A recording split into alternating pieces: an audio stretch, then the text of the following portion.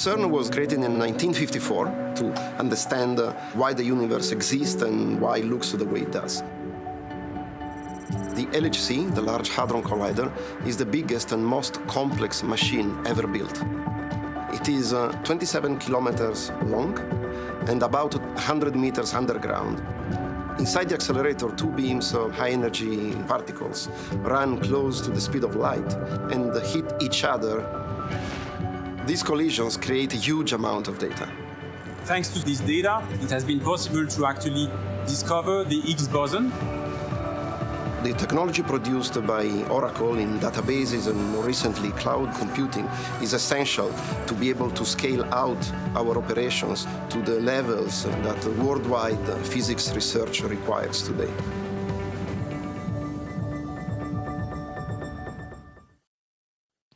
Please welcome Larry Ellison.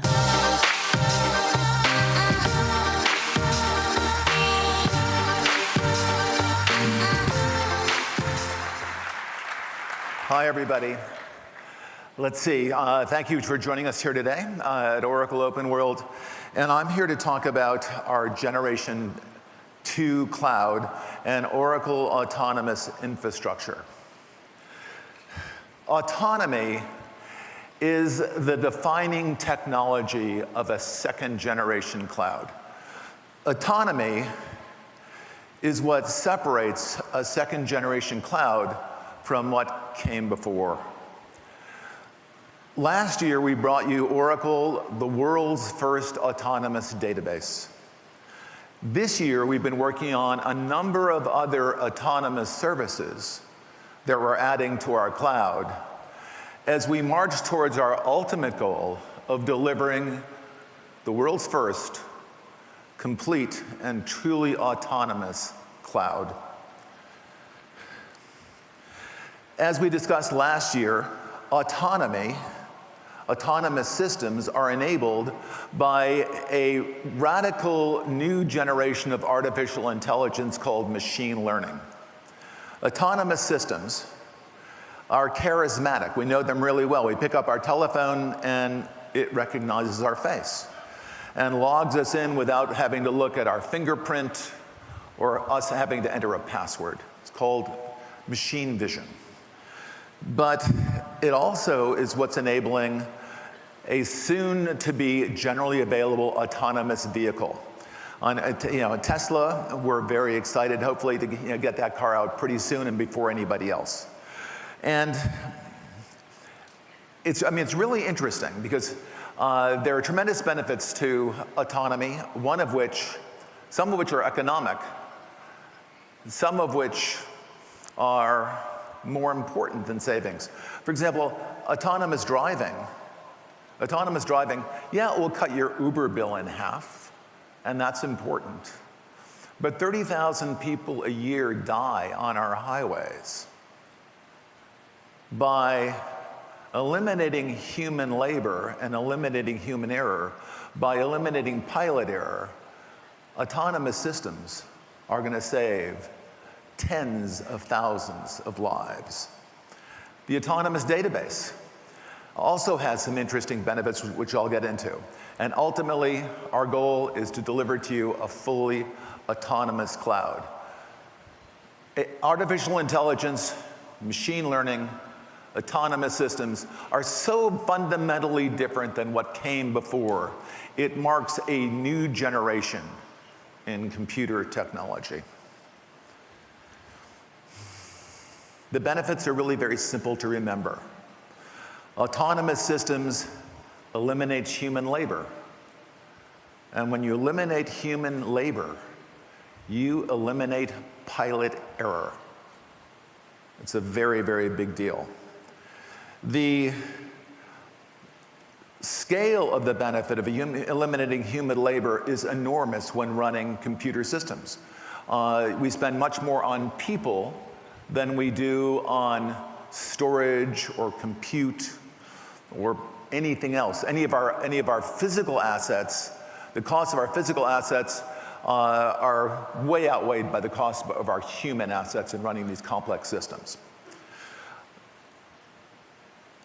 Eliminating human labor is one of the economic benefits, the biggest economic benefit of this second generation cloud. But that's layered on top of the economic benefit of the first generation cloud, which is only paying for what you use when you use it. So resource sharing is on top of, you get that in the second generation cloud, on top of saving human labor. But back to this eliminating human error, which to me is much more important than the economic savings. If you eliminate human error in autonomous cars, you save tens of thousands of lives. If you eliminate human error, pilot error if you will, in autonomous systems, you eliminate data theft. In fact, as far as I know, it's the only way you can ever eliminate data theft. Okay, so clouds are complicated. Human beings make mistakes. The Amazon data breach, where Capital One had 100 million of their customers lose their personal information, happened because someone made a mistake. Someone made a configuration error. It was a pilot error. Now, Amazon takes what I think is a very reasonable position, saying, hey, you misconfigured the system. That's your mistake.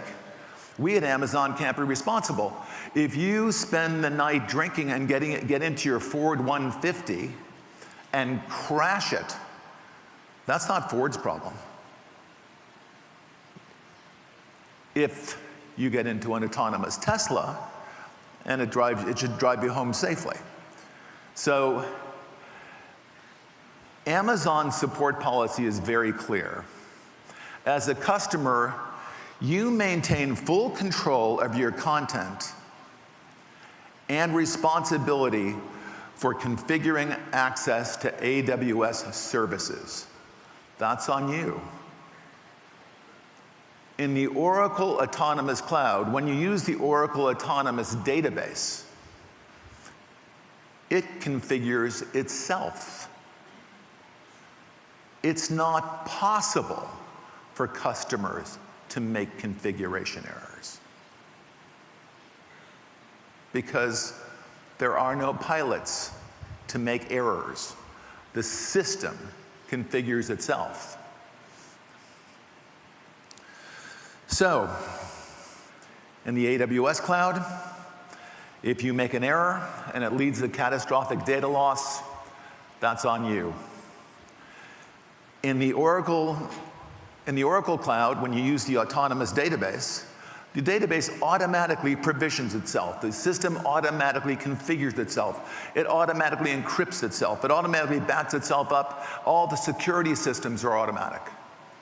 Human beings aren't involved. There can be no human error. In the Gen 2 cloud, the autonomous database is responsible for preventing user errors. The system is responsible for preventing data loss. Not you, us, or more precisely, our automated systems. One simple rule. This is not complicated. Clouds are complicated. People make lots of decisions configuring these things enormously complicated. I'll give you one simple rule to prevent data theft. Put your data in an autonomous system. It's the only rule I can come up with. Only thing anyone's come up with so far. No human labor, no human error, no data loss. That's a big difference between us and AWS. Okay, so we introduced the autonomous database back in 2018. I mentioned it provisions itself, configures itself, encrypts itself, all that stuff. It also does elastic scaling. As you need more capacity, it adds compute. It adds storage. It constantly tunes itself. So there's more automation involved than just security and fixing bugs. It also runs really fast. And it continues adjusting and tuning itself constantly. Again, It meets the promise of a second generation cloud of being autonomous, but also it's elastic and serverless. But if you want to be critical, and why not? You say, does the autonomous database, is that the only thing you run in your cloud? So the autonomous database, it patches itself while it's running, and it configures itself, and does all these things. I mean, that's great. But if I remember anything about computing, doesn't the database run on an operating system? I mean, isn't that database sitting on a lot of other code? I mean, specifically the Oracle Linux operating system, Oracle's version of the Linux operating system. So, hey, it's great you got an autonomous database. It sounds like the vulnerability then is the code right below it, the operating system. What are you going to do? What are you doing about that? Well, today we're announcing the Oracle Autonomous Operating System, our version of Linux, which we've been working on for almost 20 years, believe it or not, is now autonomous. The new version of Oracle Linux is autonomous. It is the first and it is the only autonomous OS in the world. And it's live.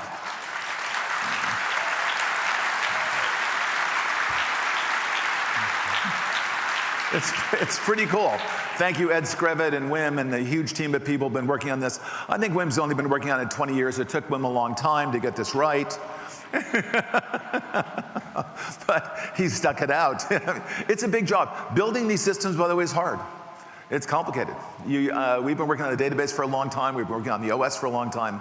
It's not easy. There's a reason why, we had the first autonomous database. Been working on that problem for a long time. First autonomous OS, 20 years of effort. So it runs our cloud. It runs all of our applications run on autonomous Linux. All of our infrastructure runs on autonomous Linux. Hundreds of thousands of servers, hundreds of millions of transactions a day. Proven itself. It's live in our cloud. It also runs all of our appliances like Exadata. And we support thousands of customers who run our Linux, Oracle Linux, on-premise in their place, as opposed to running Red Hat. They run our Linux. And availability, it's down around, kind of guaranteed to be down 2 minutes a month. It's a highly available system designed for the cloud. And this looks familiar, right? Like the database, it provisions itself, it scales itself. It tunes itself. It does it all while it's running. It patches itself while it's running. You discover a security vulnerability in Oracle Autonomous Linux, and we fix it, and you don't even know. There's no outage. There's no downtime. There's no delay. Once a vulnerability has been detected, we fix it while it's running.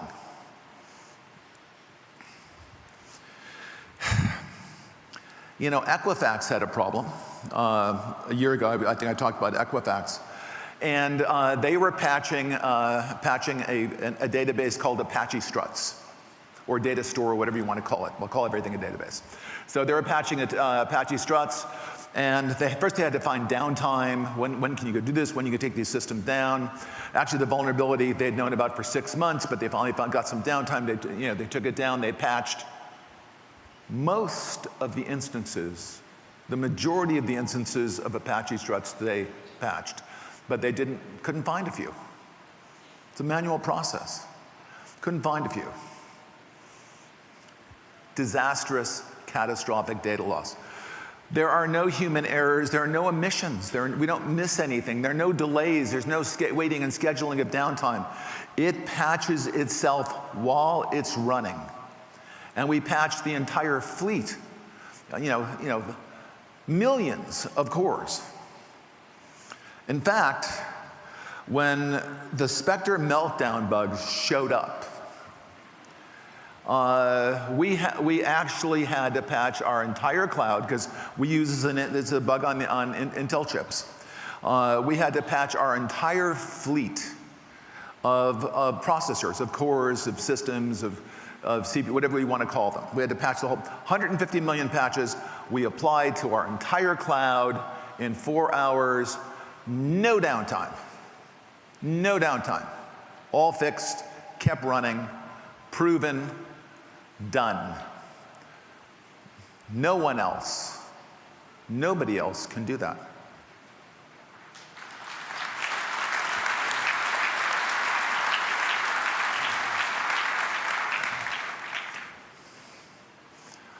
We've been in the Linux business since 1998, and again, 20 years. We've been developing Linux. We started supporting customers who were preferred running our Linux to Red Hat. We've been doing that since 2006, so we've been in this business for a very, very long time. So again, it's not like we just discovered Linux. We've been working on this, we have a large team of people working on this for a very, very long time. Because we felt we needed, running underneath the Oracle database, we felt we needed a highly reliable, highly scalable, highly available OS to go with our highly reliable, scalable, available database. And we started this before the cloud generation, but now the cloud generation is here. It is exactly what we need to pair with our database and our other autonomous services. It's designed for extreme performance, high reliability, always secure. In that sense, it's different than Red Hat, which is designed for kind of traditional on-premise applications. But we're completely compatible with Red Hat. Any Red Hat application will run unchanged on Oracle Autonomous Linux. In 13 years, not one compatibility bug has ever been filed for Oracle Linux. Every Red Hat application runs unchanged on Oracle Linux. We have thousands of customers that we support, thousands of ISV applications. So, it's very, very, you can rest assured that your application will run unchanged if you move it from Red Hat to Oracle. But there are differences. We're designed for extreme performance. We're designed for high reliability. We're designed for high security. Oh, and one more thing. And our Linux is autonomous. It's interesting, some of the people have chosen to use, some of the customers have chosen to use Oracle Linux in their cloud. The Oracle Linux that they have in their cloud, if they're updated and current, is the Oracle Autonomous Linux. AWS, Salesforce.com, IBM Software. Now in full disclosure, and of course our cloud.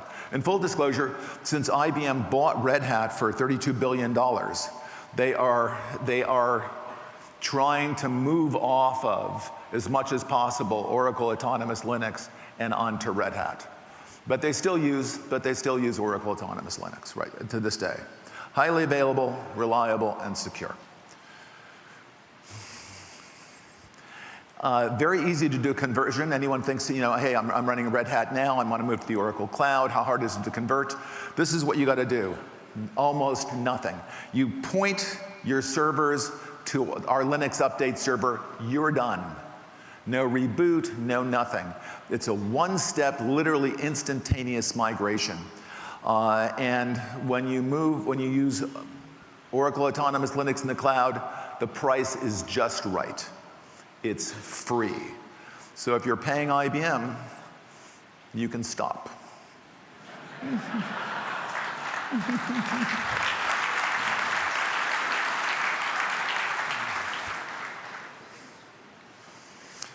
Okay, Oracle Autonomous Database. Hides complexity. It's the easiest system to run, and it's the lowest cost to run. It's actually the Oracle Autonomous Database. If you want all those benefits, if you want to eliminate data loss, you want to patch online, you want automatic tuning, you've got to be willing to pay less. We automate, it's true. It's fascinating, isn't it? It costs way less to run Oracle Autonomous Database than it costs you to run Redshift or Aurora or any of the Amazon databases. It's way cheaper and way safer. We automate not just the database, but we automate all of the infrastructure around the database, this compute and the storage. And It's easy to use because there's nothing to learn. It drives itself. And there's nothing to do because it drives itself. It does all of this stuff automatically. You can concentrate on building systems that are related to your business rather than worrying about the underlying plumbing. Now, I said that when you eliminate human labor, you eliminate human error. And that's great. Human errors cause data loss. Human errors cause systems to go down. Well, it's great to get rid of human labor and get rid of human errors, but those aren't the only kind of errors, by the way. Servers fail, storage fails, networks fail. Lots of things fail. Well, the Oracle Autonomous Database not only eliminates human errors, but it's configured in such a way that the network can fail and the system keeps running. That a server can fail and the system keeps running. You're not even aware of it. Even you could have a failure in our database software, and that fails and the system keeps running. It's a fault-tolerant system. It tolerates hardware errors, it tolerates software errors, it tolerates network errors, and it eliminates human errors. That's why we're at least 25 times more reliable than Amazon. That's a very conservative number. Though they don't think so in all the email they send me. I think I might change it next year to 100 times, but we'll see. Oracle Autonomous Database is much, much, much faster than Redshift. You know, we showed actually the Oracle Autonomous Database being 7-8 times faster than Redshift when you're doing analytics. And by the way, Amazon's database for doing analytics is Redshift. That's their best analytics database. We're 7 times faster. Aurora is the best transactional database. We were, again, around 8 or 9 times faster. But if you try to do analytics, a mixed workload, analytics and transactions on one of the Amazon databases, we're 100 times faster. But forget that, 100 times faster. But let's say you're just doing analytics, 7 times faster. Time is money. You're paying by the hour. The hourly charges are around the same. They're 7 times slower. That means they're 7 times more expensive.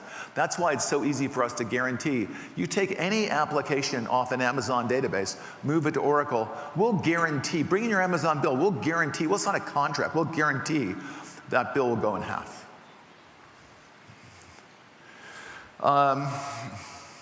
I'm just going to go through these very fast. Revenue forecasting, 6 minutes to 2 seconds. That's a big improvement. You pay for the 6 minutes, 2 seconds is cheaper. 40 times faster. That's 40 times cheaper. By the way, the comparison was versus an on-premise estimate. But in the cloud, if you're 40 times faster, you're 40 times cheaper. On-premise is very different, depends how you depreciate the hardware and all this other jazz. Software is their business. Software is their business. Move to the Oracle Cloud. That's the Autonomous Database is really autonomous transaction processing. That's what ATP stands for. 100 times faster than their prior system. If you want the benefits of the Oracle Autonomous Database, you've got to be willing to pay less. In some cases, a lot less. Thousands of new customers. I'm not going to go through them all. I could stand here and try to go through a few thousand new customers, but I think even Safra would leave. You know, she might be the last one, but I think it would be pretty grim if I tried that. The Autonomous Database comes in 2 flavors. One is shared infrastructure, where you're in there with a bunch of other tenants, and that's designed to optimize cost. The other is dedicated infrastructure, where you're kind of on your own machine, on your own storage, on your own subnet, and there are no other tenants in there with you. Okay. By the way, in both cases, they're serverless and elastic. And by the way, in the dedicated infrastructure, what I mean by serverless and elastic in that case is any one application running in that zone, when that application stops running, it's not using a server. When that application is running, it gets more servers as it needs it. So in both cases, they're serverless and elastic, but in one case, you're in with a lot of other tenants. In the other case, you're in a protected zone. Okay, the simplest one is the shared infrastructure. All you do is say how many cores you want, how much compute you want, how much storage you want. Boom, you're up and you're running. And it's very inexpensive indeed.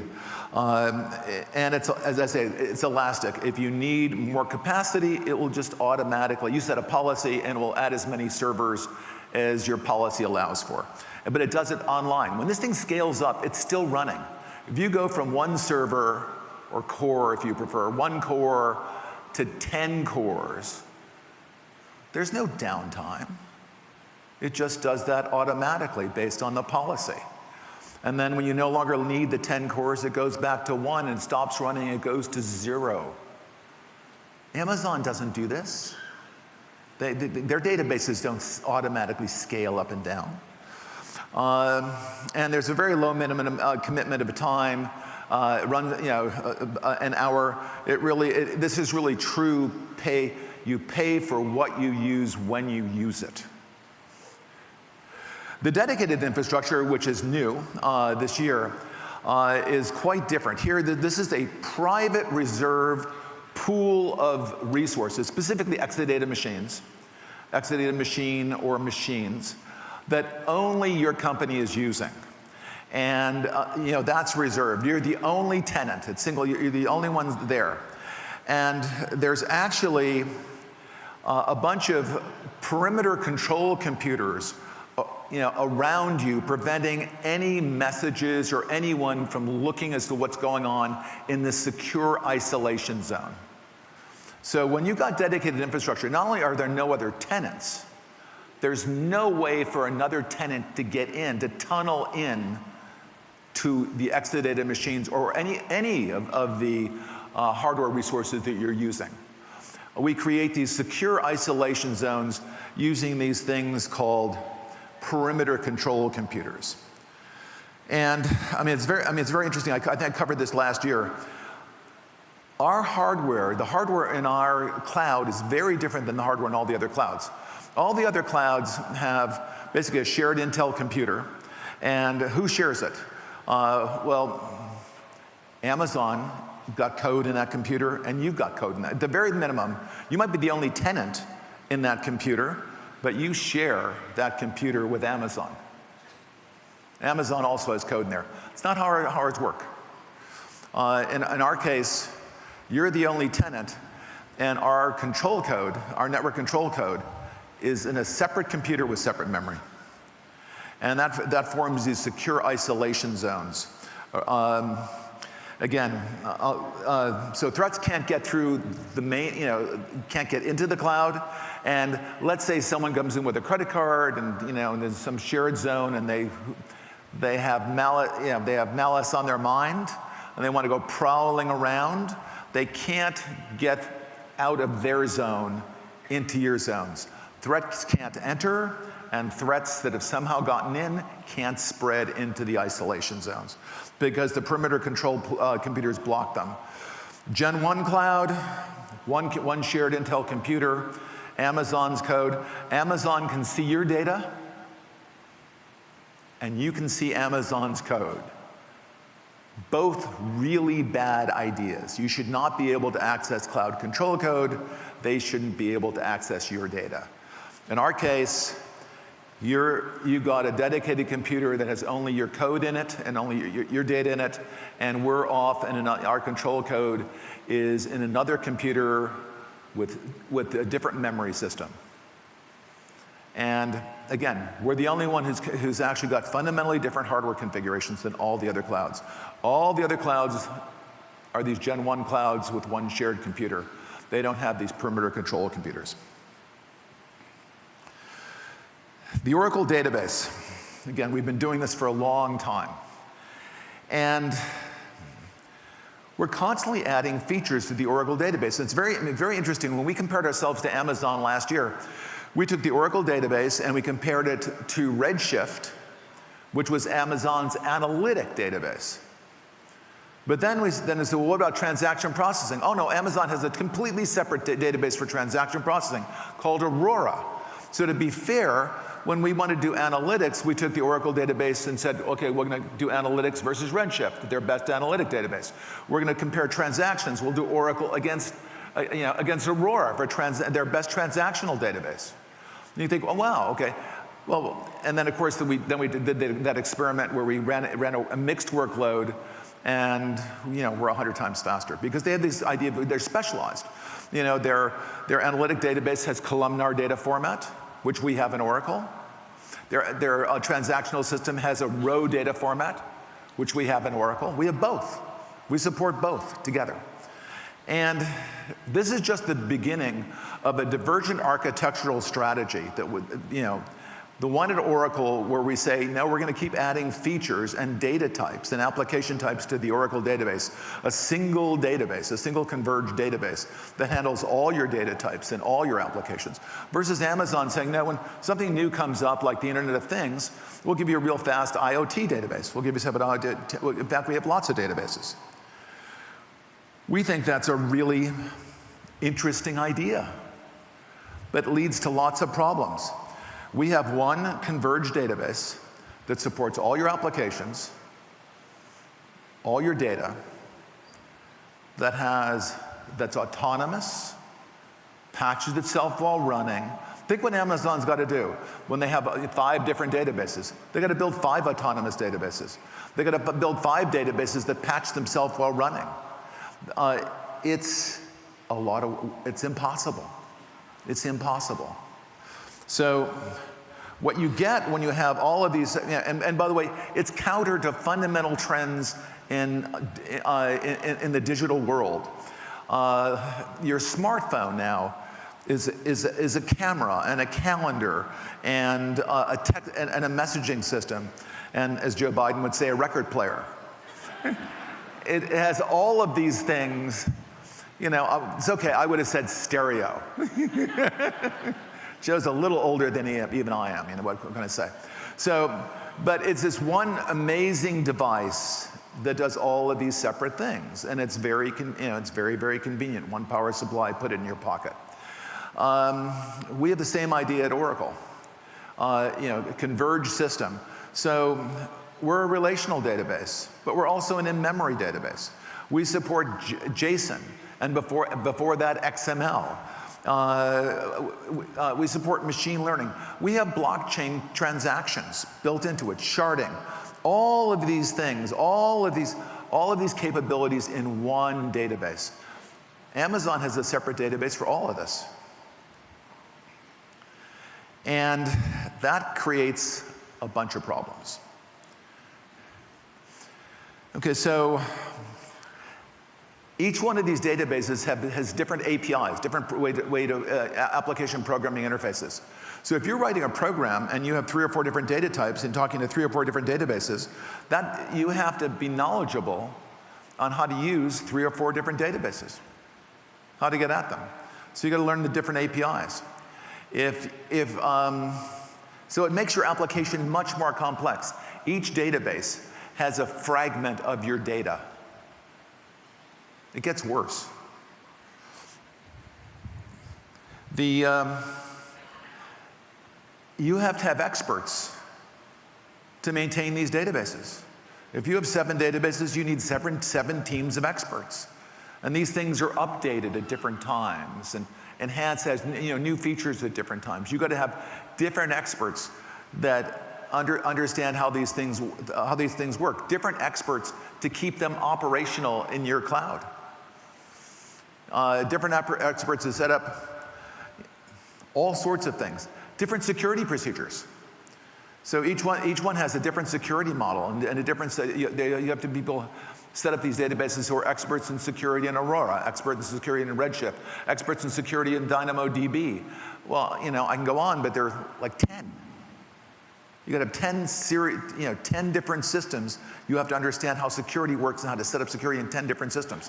Same thing with scalability and availability and backup and patching.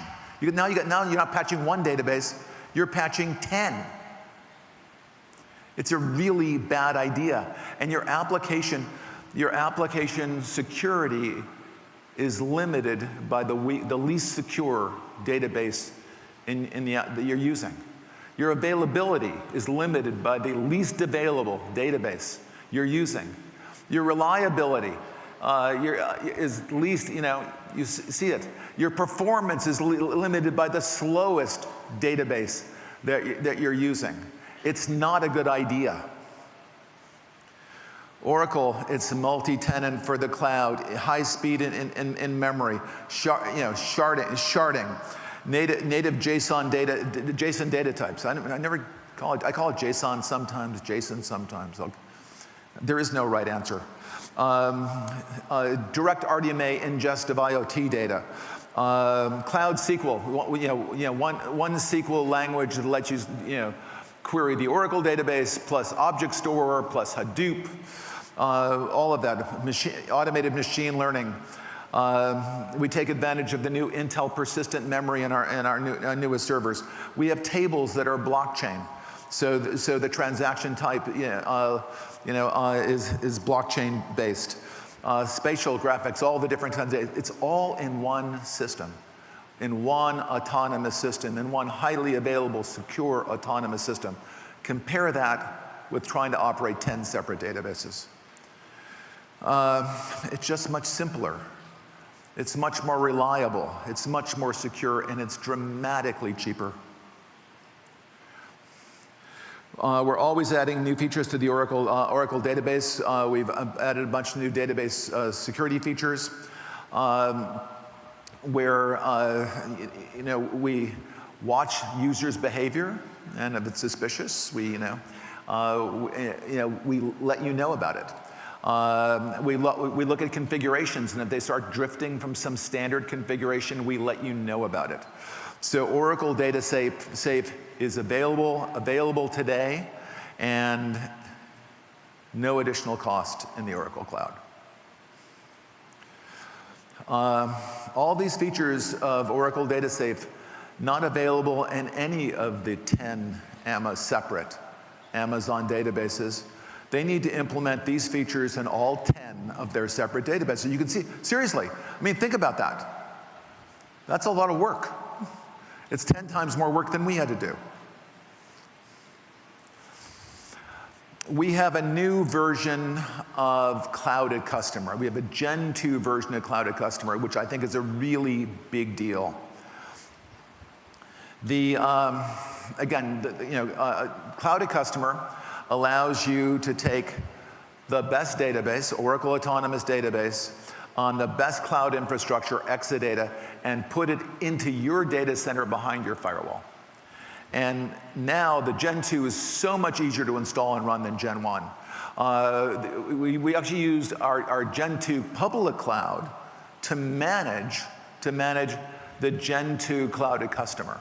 So now it looks exactly the same. The databases in the Gen 2 Clouded Customer look absolutely identical to the databases in the public cloud.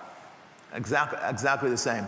And later on next year, you will get the full autonomous database.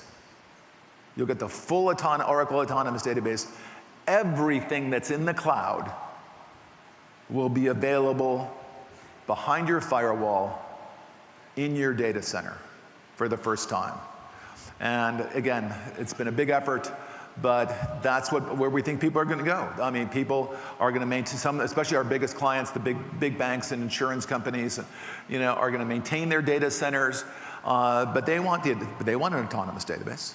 They want all the advantages of autonomy, and you'll be able to have databases in the public cloud and databases in your own data center in our Gen 2 Clouded Customer.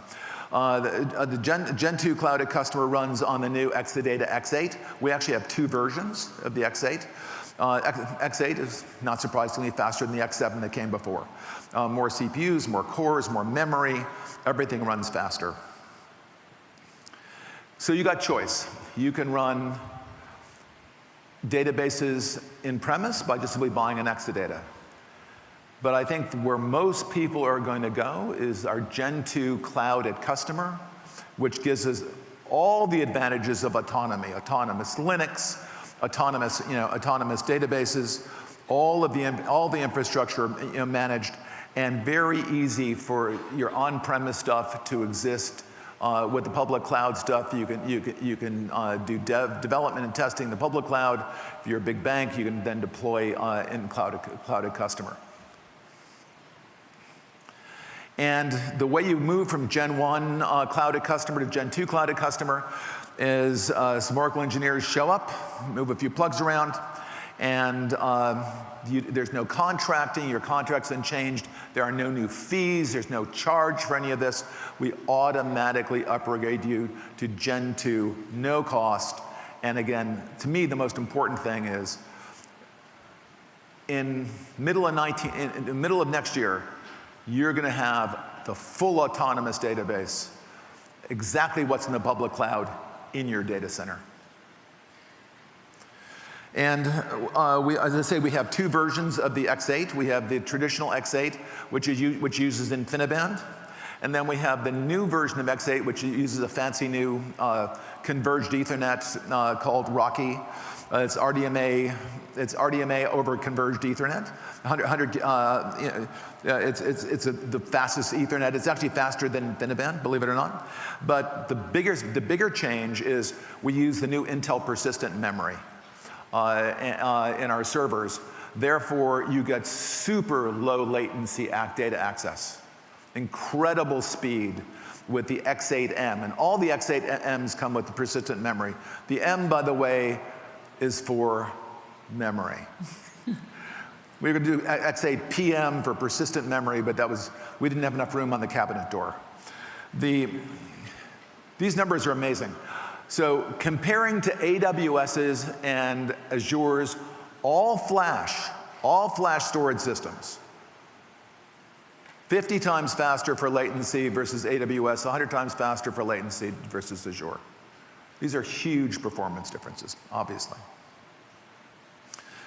Okay, moving on. We've been talking about our Generation 2 cloud being autonomous and secure.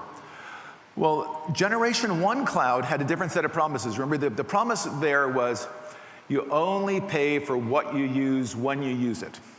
That means what they promised with the Generation 1 cloud, what they promised was it was serverless and elastic. In fact, Amazon's cloud is called ECC, Elastic Compute Cloud. It's in the name. Okay, this is the promise. Pay for what you use when you use it. To do that, you must be serverless, meaning when the application is not running, you're not using any servers, zero. And elastic means when you're running and you're using 2 cores and you suddenly need 8, it automatically scales up when you need it and scales right back down. So you only pay for what you use by scaling up and down while running. So how did that go? Again, serverless and elastic, that's the promise. Well, actually, one of Amazon's databases, a very simple one, called DynamoDB, is actually serverless when it's not running. You're not paying for any servers. However, most people don't use DynamoDB. Most people use Aurora and Redshift and RDS and a bunch of the others.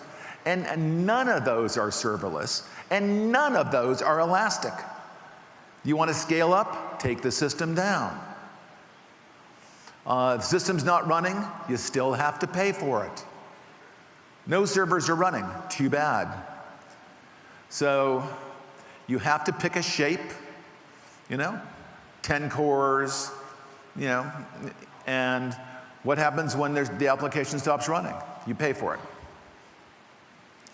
Compare that with the Oracle Autonomous Database. It is serverless. AWS Redshift, not serverless. Scales up and down. Oracle Database up and down while running. Amazon, you want to scale up or down? That's downtime. Fails over much faster, but patches itself. Patches itself while running. Amazon, you patch, more downtime. So the reality of the Gen 1 cloud at AWS is unbelievably, the elastic compute cloud is just not elastic. What if you need a 5-core VM? Well, too bad. You got the closest thing to a 5-core VM is a 12-core VM. They have 4, and then they have a 12. So if you need 5, in other words, 4 won't do, your next stop is a 12-core VM. You got to pay for more than you need. If you want to scale from 12 cores to 17 cores, well, any kind of scaling requires downtime. What if you need a memory of 1 core for every 12 gigs of memory? Well, not possible. The ratios are fixed and set, so you end up having to pay for more than you need. What customers really want is elastic compute. And where you just simply say this is how much, how many cores I want, this is how much memory I want, and get me more when I need it. When I need the additional capacity, automatically scale up. Just like the database. We're not talking about the database anymore. We're not talking about basic compute, basic storage. Why shouldn't it do the same thing that the Oracle database does, which is dynamically scale, serverless when not running, dynamically scale itself up in number of cores, in amount of memory while it is running? That's what customers want. And that's what we're doing. That's exactly what we're doing. Giving you pick the number of cores you need, automatically scales up while it's running, no downtime. Scales up while it's running. Same thing. What about storage? People want to pick an amount of storage, and then, but they don't want to pick some huge amount. They want to pick an amount to get started. So pick your starting amount of storage. As you need more storage, it will automatically scale up while running, no downtime. And one of the interesting things now with our new storage system is you can buy capacity and performance separately. You can optimize if you need a lot of capacity. Performance is not a big deal. You say, okay, I want this much capacity, but only this many IOPS. I just don't need a lot of performance. On the other hand, you might need very little capacity and a huge number of IOPS, and you can do that too. And no downtime, outage, scale up compute, scale up storage, performance. So you can actually have optimized for capacity and suddenly change your mind one day a month and saying, okay, this is the day a month I'm doing a lot of and scale, automatically scale up IOPS, and then you can scale it back down, all while it's running. Cluster networking. RDMA cluster networking, available today for high performance compute and for GPUs in the very near future. We now have Microsoft SQL Server in OCI. By the way, OCI is Oracle Cloud Infrastructure.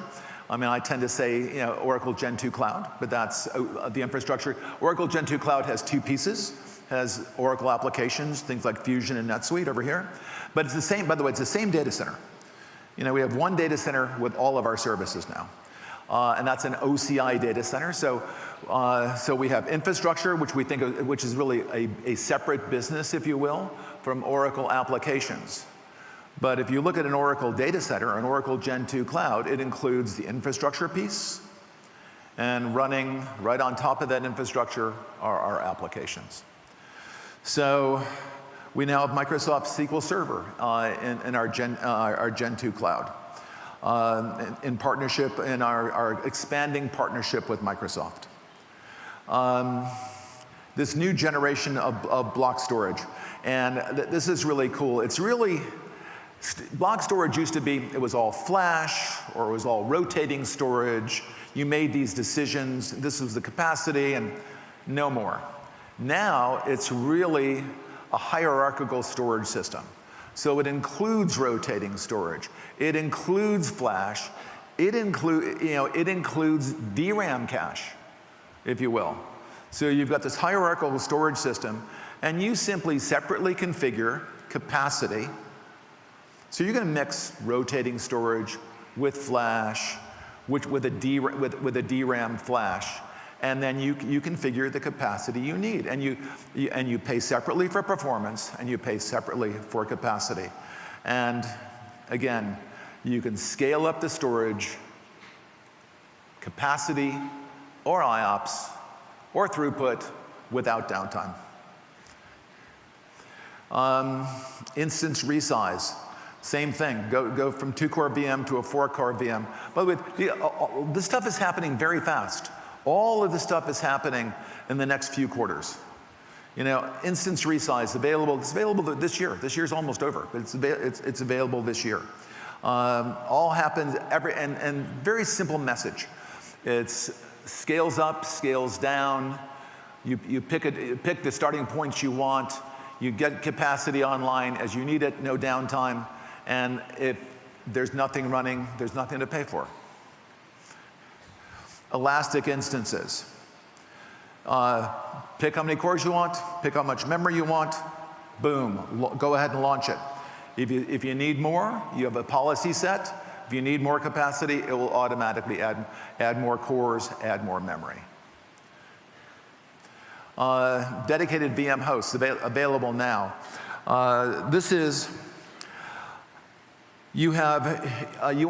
VMs are very convenient to use as opposed to a bare metal machine. So you get the benefits, the privacy of a bare metal machine, the security of the bare metal machine, and the ease of use of VMs.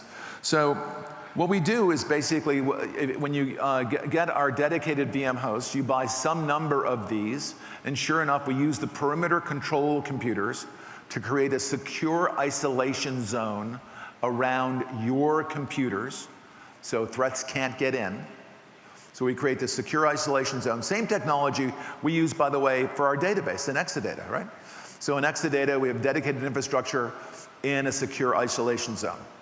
Well, I mean, not only do you have database workloads, you have applications running on VMs that access that database workload. And that needs to be secure as well. So you can use these dedicated VM hosts that are protected with the same technology, the perimeter control computers, and you buy some number of dedicated hosts, and that's what you pay for. And you can run as many, number of VMs you run can go up and down. It really doesn't matter and doesn't affect what you pay. Okay, we've developed some wonderful partnerships. In some cases, a large number of partnerships with third parties who are selling their applications, or if you said another way, selling their application services on our cloud. And we have a marketplace to list all these third-party applications. And we have lots of them. We have lots of them coming.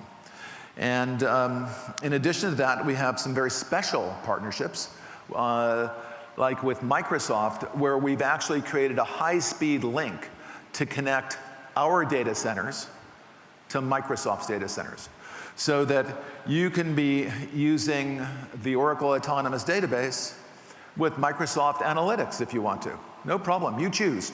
You get to choose any of the Microsoft technology, any of the Oracle technology, mix and match. You know, preserve your investment in Oracle technology, preserve your investment in Microsoft technology. You can use all of the inventory and all of the technology in both of these clouds. They have a high-speed interconnect. The Microsoft Analytics are going to work great on top of the Oracle Autonomous Database because we got the high-speed link. And I think a great relationship with Microsoft. And Microsoft has a lot of good technology.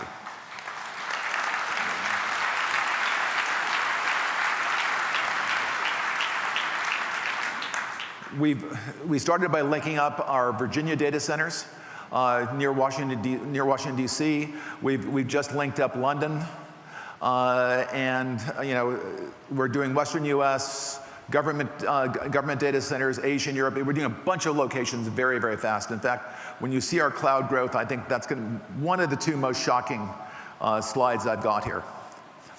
Okay, so we've got a very important relationship with VMware. We're the only cloud. We've got a close partnership with VMware. We just recently signed. And we're the only cloud that lets you manage your own VMware stack. What I mean by that, the VM stack that you're running on premise right now, the VMware stack you're running on premise, you really can lift and shift it intact to the Oracle Cloud. You can use your existing tools, your existing operational procedures. You can or you can take your on-premise VMware environment and link it up to OCI.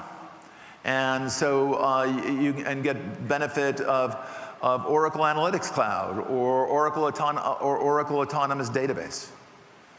So we let you really control version management, operations, upgrade time of the VMware stack, making it easy, enabling you to migrate from, if that's what you want to do, it enables you to migrate from on-prem into the cloud with almost no change, virtually no change.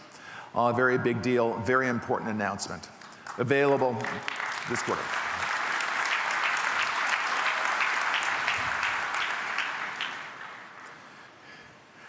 And we're getting bigger. We have 40,000 customers in the cloud today, about 40,000 discrete companies doing a significant amount. I'm not talking about a developer in the Ukraine. I'm talking about a significant company that's doing something of note. They're using a significant amount of compute and storage, or they're running a Fusion application or a NetSuite application or something. They're doing something significant. Round numbers, around 40,000 customers.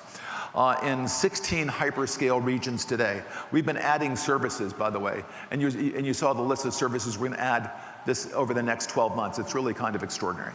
As, again, we march towards the ultimate goal of giving you a fully autonomous cloud, fully serverless, elastic, all of the benefits of not just autonomy, but all the benefits of what was promised to you with the Gen 1 cloud, serverless and elasticity. So we have 16 hyperscale regions around the world today. All the Oracle regions run all the Oracle services. So in all 16 of those regions, you'll find NetSuite. In all 16 of those regions, you'll find Fusion applications. In all 16 of those regions, you'll find Oracle Analytics Cloud. You'll find, in addition to, obviously, the autonomous database and compute and storage and all of that jazz. So all the services are available in all of the clouds, and that's our policy. Amazon doesn't do that. Amazon has, some services someplace, some services elsewhere. So this is what it looks like today, 16 hyperscale regions. This will be one of the most surprising slides I put up, because when we meet next year on this, we'll have more regions than AWS.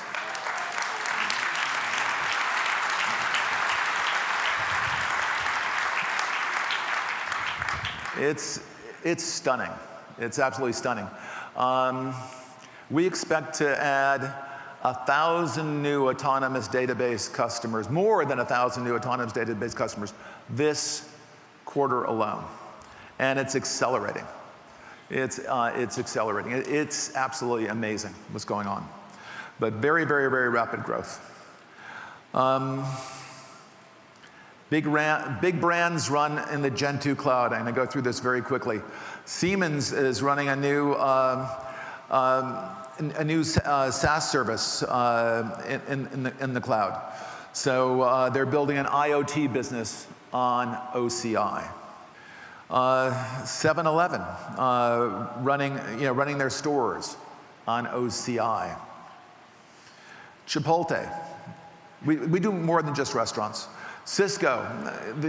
Cisco is runs a big SaaS service, a SaaS security service on OCI.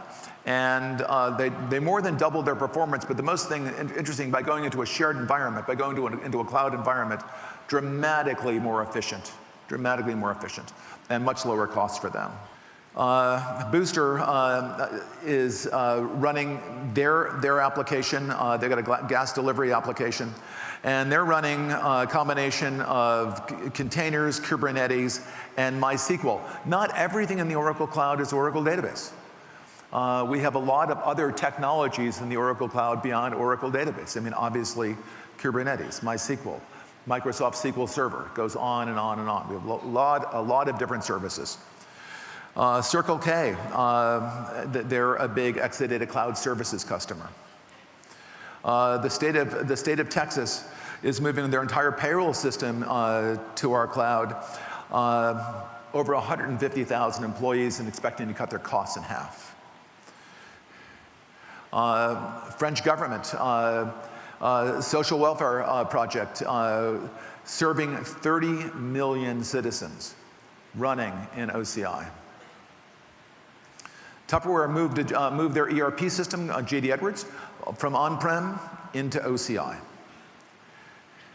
And FireEye moved their SaaS system, their SaaS security system into OCI, and they just about cut their disaster recovery costs in half by doing that. And CERN cut the time of creating a cluster from half a day to 2 minutes. As we say, time is money. They're happy. True Green moved their ERP system to our cloud. More than 4 times faster, saved over a third of the money spent. Okay, I'm almost done. One more announcement, as my dear friend Steve Jobs used to say. One more thing. We miss you, Steve, by the way. Anyway, one more announcement. The always free Oracle Cloud for everybody.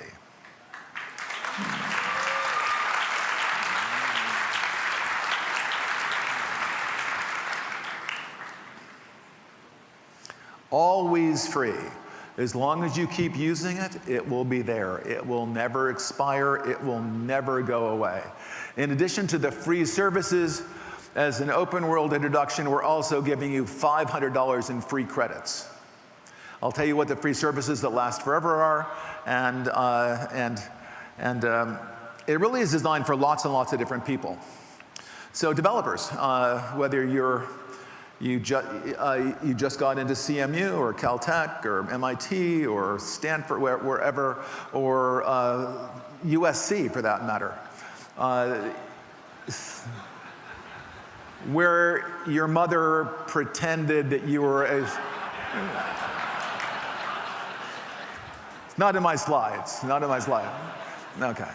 Okay, no more record player jokes, no more, okay, so I'll stop.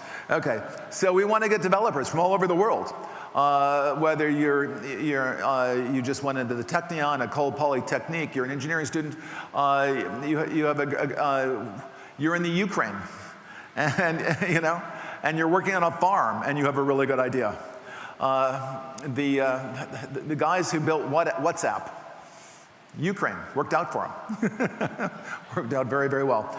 Anyway, free to developers, free to students. We're using it in our own Oracle Academy for our students that we're teaching. And all of our enterprise customers and everyone who works for our enterprise customers can get to work right away prototyping their ideas, prototyping new projects. If they're waiting for access to the Oracle Cloud, there's no need to wait anymore. They can go ahead, log on, and it's free.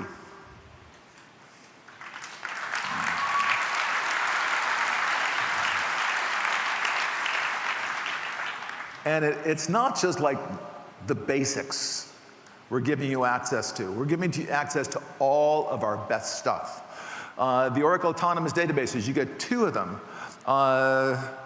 with 20 gigs of storage each. We give you 2 VMs with 1 gig of memory each. We give you 100 gigabytes of block storage, 10 gigs of object store, and 10 gigs of archival storage. We give you network balancing, notifications. We give you all of this stuff available to all of our existing customers and everybody else. That's a complete universe. Everyone who's a customer now and everyone who isn't can go ahead and use it. That's a large number of people.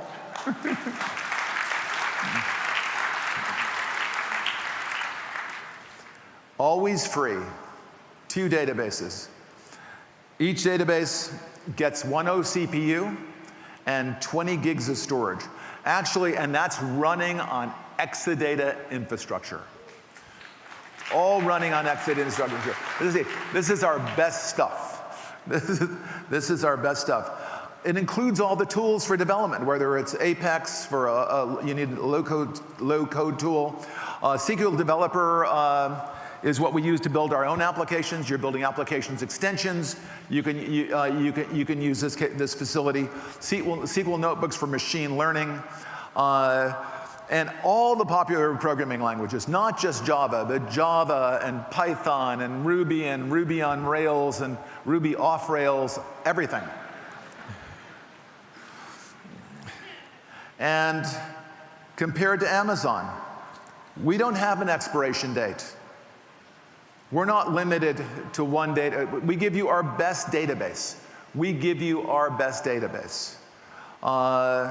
We give you all the tools. Amazon doesn't give you tools. They don't give you their best database.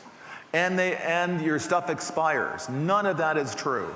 We give you twice as many databases, and they're autonomous databases on Exadata infrastructure, twice as many VMs, it never expires, twice as much object store, 3 times more block store, and it never expires. You can have it forever for free as long as you use it. So, everybody should leave now, open your laptop, log on, and give it a try. Thank you all very much.